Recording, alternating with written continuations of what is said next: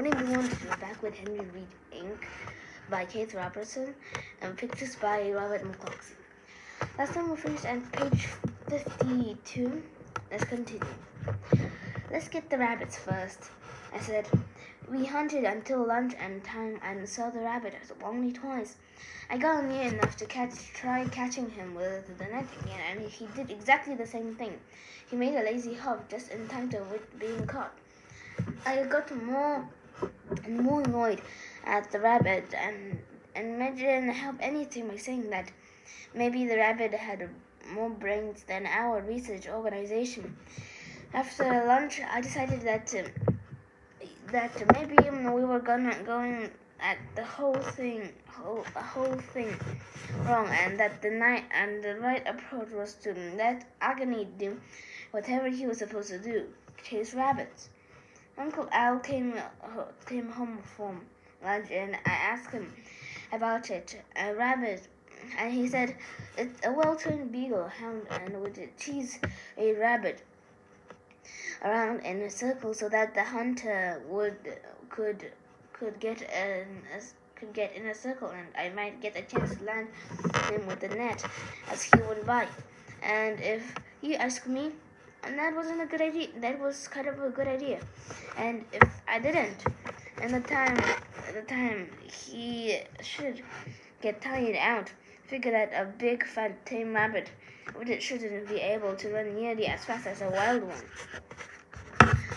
I thought Midge might worry for fear Agony would catch the rabbit and kill it, but she didn't seem to mind. She started with Agony on the ledge, walking back and forth through the grass near where we had last seen Jedediah. Agony seemed to enjoy his work and went sniffing around happily as could be. He hadn't been hunting more than 5 minutes and he let out a bay that sounded like a woman yodeling.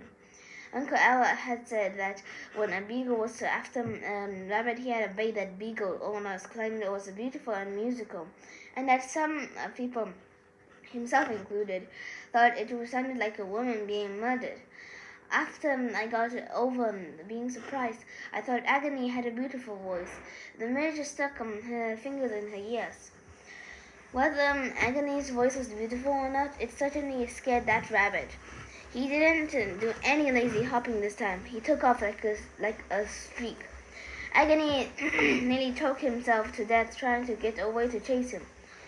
He's headed straight for Mr. Apple's place, the Midge said.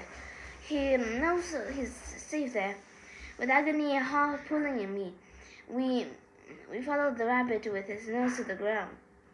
Agony slipped along through the grass and leaves and straining and struggling to get away and go after Jedediah. He led us from the edge of the woods up a tall privet hedge. The rabbit must have gone through this because Agony stood sniffing anxious to go through after him. When you stand up close to the hedge, you can see without any difficulty the Apple's house is a great big red brick building that sits cold and ugly in the middle of a big green lawn. That is a French provincial chateau, Midge said. I know because Mrs. Apple told my mother that it was. They're quite proud of it. The house does look something like a French chateau. It was a steep, pitched, slat roof and about 6 chimneys. A lot of French chateaux are ugly, I said, but I never saw one quite as ugly as that. Have you been to France? Midge said. Sure, I said. France, Italy, England, Austria, Switzerland. She looked at me round-eyed. I guess that made quite an impression. It's funny the things that will impress girls. I didn't tell him that I'd never been to Florida or Maine or Philadelphia or a lot of places like that. There was no use going into details. And besides, I thought we'd better stick to the project, which was the White Rabbit. Where do you suppose that is her wouldn't? I asked. He's worse than the rabbit in Alice in Wonderland. Oh, he's over there someplace. He said he always is. He see the big head across the big back of his long, tall private head separates Mr. Apples a lot from my mother. There's another head on the opposite side of the Apple's lawn and one running across behind the garage, joining the two. I mean the hedge at the back of the property? I asked. That isn't the back of the property, she explained. On the other side of that, there's still more lawn. This place goes back almost as far as yours. Most of it's lawn. Mr. Apple spends a lot of time out there, watering it and making it and taking care of it, much more time than he does on the lawn up here. Why? I don't know, she replied.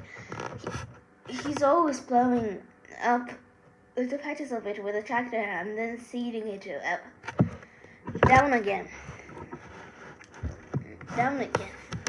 I don't know why, but it's kind of strange. I wasn't kidding when I said he might be burying bodies. There's lots of room back there. Well, we'll see a little bit if it's over there because I have a little bit of hiccup. Guys, sorry. I'll see you next time, guys. Bye.